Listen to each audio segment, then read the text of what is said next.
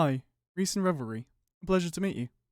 Today, I'm going to be looking at an MMO that I have personally backed, so full disclosure, I have put a pledge down for this game, but I'm going to be looking at the MMORPG Pantheon Rise of the Fallen, and more specifically, their most recent dev update, which is titled Forging Terminus Developers Livestream. Now, this was a secondary update in regards to it is a part 2 to a document and or film slash production by the team that was released back in October of this year, being 2020. So if you really want to get sort of the groundwork on this basis, then please go ahead and go onto that video. I'll put the link down for this part and the second part down in that video below. Pantheon Rise of the Fallen is a very interesting game for me. It's the first game that I've actively kickstarted other than another game called Stonehearth, and is the first MMORPG that, for a while, personally, I'm looking into. So, apart from doing this initial review, I'm going to do some light coverage and continuously maybe put out some productions in regards to Pantheon as well over the course of any major updates that are coming around. And realistically, I'm just hoping to get some further awareness out for this game, because I really believe it is a game that we should be looking to support and get through its development process. So without further ado, I'm going to be going on to the main video. We're on to now. So I've got certain points of the video that I have actually sort of saved for the moment. So realistically, what I'm going to do is I'm going to play a section of this video, which I believe is relevant, and then I'm going to add some commentary to it and what I believe. So the first part, we've gone through 10 minutes of the video.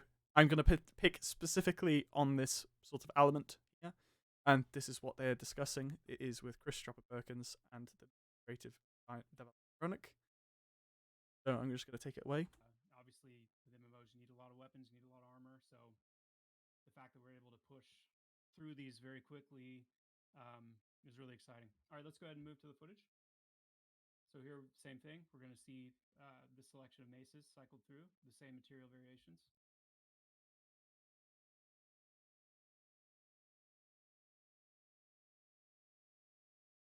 They're sort of currently reviewing this basis. You can see that they are changing currently the different types of maces as an explanation to show what different types of weapons there'll be in future. Now, as a bit of context to this, obviously have different varieties of weapon types, will have levels of scale. Have a very rusty iron sword, for instance, that goes to put an actual polished blade up to steel, etc., and going forward. So what we are seeing currently in this review section, we are seeing that maces and weaponry changing. And I think just, visually seeing the difference even from the hammers to the maces, and we're going to look at, some daggers and some other things coming up, you can see where even though we're using the same material, when it's applied to each weapon, it gives it its own sort of distinct feel and look. And I think, the way that things are happening so quickly and the way we're able to kind of like I said, go from the concept art to the weapons just really allows us to have this, it seems like a massive array of weapons now that we. So this is one of the things that I've been looking forward to, especially with Pantheon, the level of detail that the team. Now, obviously, a lot of people have been bringing up that Pantheon has taken a while to get through its development process, being in development for time, Kickstarter. But over the course of this year, in which I've pledged originally in 2020 and to 2021, there has been vast items and sort of content aware of. So realistically, I'm not too sort of bothered by the aspect. However, as we can clearly see with the new HDR change, whilst I'm not technical, the results are basically there. We didn't have before. Yeah, it absolutely is. Absolutely is. And the key to here too is that this is not just visual distinction. Now we got into we're going through the two-handed maces now. This is not just visual distinction either. I mean, as you probably come to expect, just about everything we do, there's layers of meaning, and the differences in the materials. Again, it's not reflected right now in the tooltips. These aren't actual, in-game items. These are test items. But the point being that a polished steel mace is going to be very different in performance than a rusted mace or a as sort of summarized that I mentioned before, they have explained and have produced this level of content to the point where they are differentiating types of certain weapon types. Ultimately, this is more than what we can ask for when commonplace MMOs are simply copy and pasting weapons that are actual fragmentism. It's commonplace in MMOs today. Whilst I'm not a developer or anything technical, I have a wealth of experience dating back to 2003 when I've got into video games, and specifically 2006 when I got into my first proper MMO, Warcraft. That you see a lot of cut and paste these days and reskinned colors on weapons, and it's disheartening. You know that content is not being made; it's just simply being reused, and a lot of the times it's not even generally that good in terms of what it was originally. So from this point on, we're going to jump on to around 21:37, just as a highlight. The sort of times and points I'm starting from will be provided in lowest timestamps the actual video, so we will head on from that. So it was 20. I'm going to go to 21:37 or approximately thereabouts when the team are talking about the updates to the current zone that they're working on called Wild's End. So I'm going to let them take it away from David. And we can go ahead and put that footage up and let that roll. Not too long ago, we showed the start of Wild's End in a gray box state. You may remember that stream from a few months ago. Since then, we've made a lot of progress on this zone, not only in the area of the terrain, but also in the huge amount of prompts that we've developed. This is a very nice and big deal. In the first original video that they produced, which is part 1, below for anyone people, they did actually show this zone in a grey box state with very limited resources, etc., put into it as sort of an example to what the people have been making. Now, in the past, Visionary Realms have been criticised for the fact that they haven't been putting out a lot of content or haven't been letting people know, and it was pretty much the community that prompted Visionary Realms to start doing more and more content. And as they have produced more to see, you get visualizations like this, which is an example of what's happened now when they've taken one zone and put it through the HDRP process, which obviously updated and the graphics per se. It's visually stunning. I'm smitten by this, and I will be smitten by the upcoming zone in question, which is the gate itself, which is going to be going over a dungeon that is located in this zone. But otherwise, I'm just going to let the footage continue. For this zone since then. And in all the prompt development that we do, we have a really keen eye on the reusability of it. If everything we made was specifically and only usable in a certain zone, then it limits the amount of use it can get elsewhere.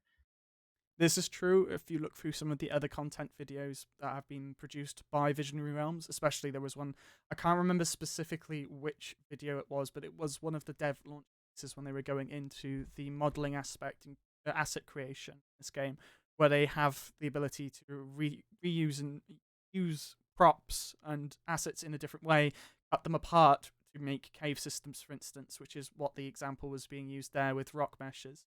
And it was just interesting to see. And when you can retexture something and change its color, change some of the details on it, then you can take like a rock kit like we've developed for Wild's End and use it in many, many different places. So it's really good for our kind of our overall speed and process. But with Wild's End specifically, it's just been fantastic to see the zone come to life and a lot of the nooks and crannies and just the different POIs areas and whatnot.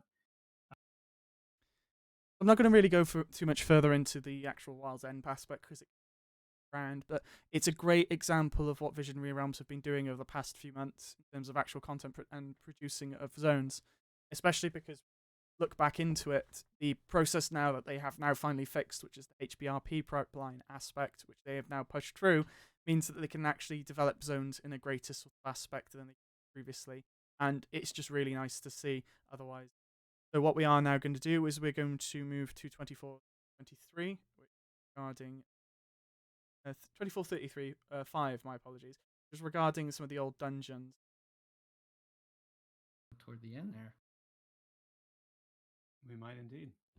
Yeah, so most of you know by now we hinted at a dungeon reveal tonight, a bit of a teaser to this new dungeon. This will be obviously the gate, which we'll get into. Very excited to talk about, very excited to show off. And we thought it'd be cool to, before we dive into that, just to take a quick look at some of the other dungeons you'll find in Terminus, just a quick little stroll. There's some of the places we've seen before, and just to, as a reminder of the kind of variety that you can expect. So in this particular point, they are bringing up Amberthale, which is the more dwarven designed sort of dungeon aspect. They do go into the aspect of the lore as well. They also do bring up the dungeon, Black Rose Keep, I believe it's called. That you get when you travel to and travel within this keep. If you have not, I would encourage you to go and look, at some of the older videos that we've done of Black Rose Keep, especially the most recent ones we've done, to see that it's placed very, very high up on a kind of a little outcropping. This is interesting because this is sort of foreshadowing going into the next part when they're reviewing the gate, because the aspect of verticality is one of the main big things about Pantheon. If you don't know that much about Pantheon, one of the main systems that they're introducing into the game is climbing. Now, it means everyone will have the ability to climb up surfaces, as long subject to sort of weather and environmental conditions, which are completely separate assets. But in this particular case, what we can see is that verticality is going to play a lot in terms of Pantheon. And what Christopher Perkins mentioned there was that in order the actual setting for the keep itself is on a cliff outcrop. This is going to be factoring in, especially into the gate now, which we're going to go look at, which is going to be at 30:47 into the actual video itself, which is a little bit of a preview there. But however, we're just going to let them go into it because it is an absolutely stunning sight. So let's go ahead at this point. Let's roll the footage that we have of the gate, just to kind of kick things off.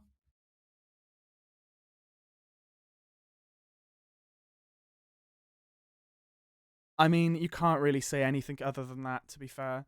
Like, it is an absolutely stunning sight, especially in now that Wild's End has been through the HDRP process. It specifically highlights the aspect of the verticality that they were basically mentioning, and especially in terms of this scale, because further along in this section, which I won't actually let them discuss unless it's quite soon after this, they will actually tell and talk about how different up here. But I'm just going to let the video. So, David, what do you remember about the gate? How would you describe the gate to somebody? This version or the gray box version? This version.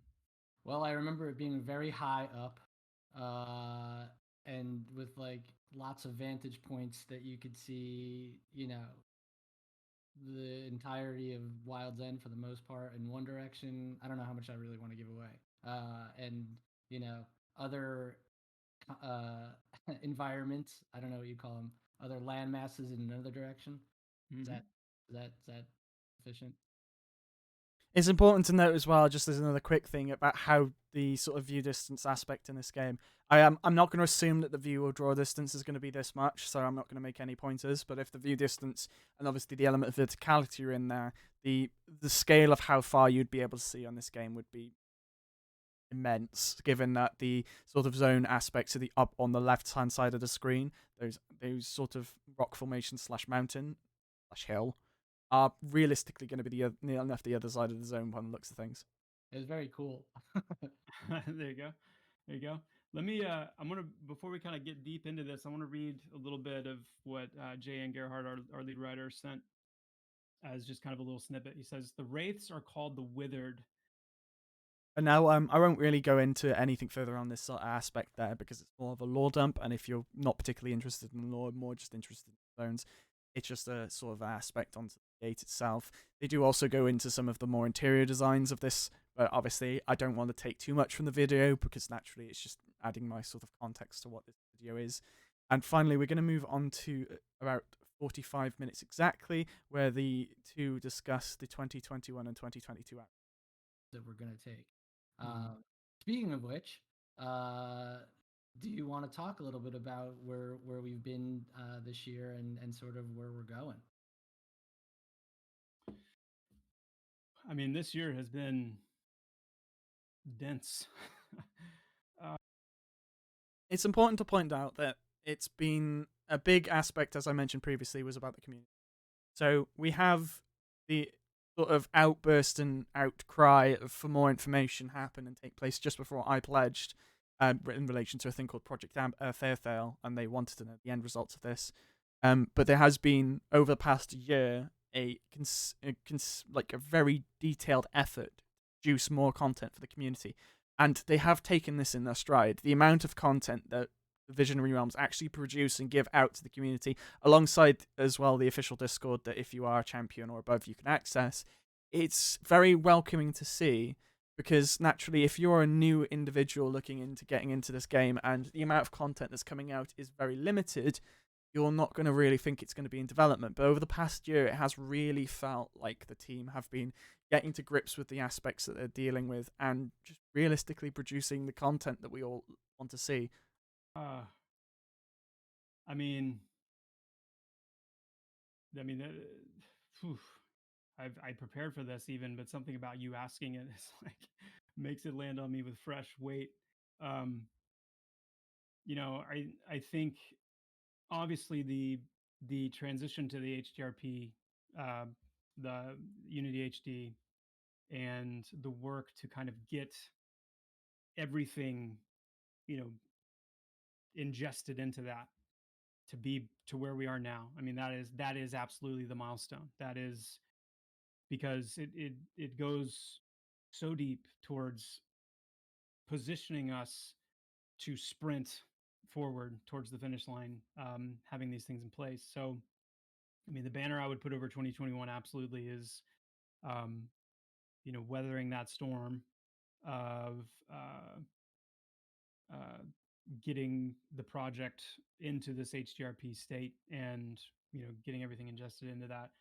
What I'm excited about is 2022, and I mean I am very excited about it. Now, we have to take this with a pinch of salt. I think Chris is more speculating about the amount of things they'll be able to get done now that HDRP process is done. I don't think it's going to be an aspect that we, as players, should be overly excited about, but I will love to be proven wrong. Because naturally, at the end of the day, this game is still currently in pre-alpha, and therefore has a very limited sort of scale in testing, etc., which is a sort of an aspect the community have brought up in. Now, what I personally feel about what this means is that we could potentially have a notice about alpha in 2022. But I want to be sort of put a sort of skeptical note on this and say that if we are really expecting an alpha, I don't think we should expect it very soon into 2022. Naturally, there are a load of systems and backend which can be noted in the monthly sort of news updates and newsletters they produce explaining what they need to get done. There's still a lot to get done in this game, but it's a great start. And I'm really glad that the team at Visionary Realms and just the amount of passion they've got is now coming to fruition, because it really does seem like they are doing well. And ultimately, as a supporter of and pledger of Pantheon, that's really what I want. Because naturally, I would like the game to come out. But that is just a sort of snippet of my own views on this basis. I'm happy to do more. I'm looking to work on a just generalization of Pantheon for someone who's walking in. Nothing to the level of someone like Basgrim TV, who there are other Pantheon producers who I will note below in the description. But ultimately, this is a game that I am really passionate about. I would love to interact with more with the community, and I would love to do more in terms of content creation. However, I'm quite limited in what I can do. But realistically, keep it up, Visionary Realms. That's really all I can say. You're doing a great job. The community is great in Pantheon, whether it be on the forums or in the Discords. And I think we're all just really excited to know that you're excited about how the game is going. So, from Reese and Revelry, it's been a pleasure to meet you. It'll be a pleasure to meet you again. If you like the content, please feel free to like and subscribe and share if necessary. Thank you. Have a good day.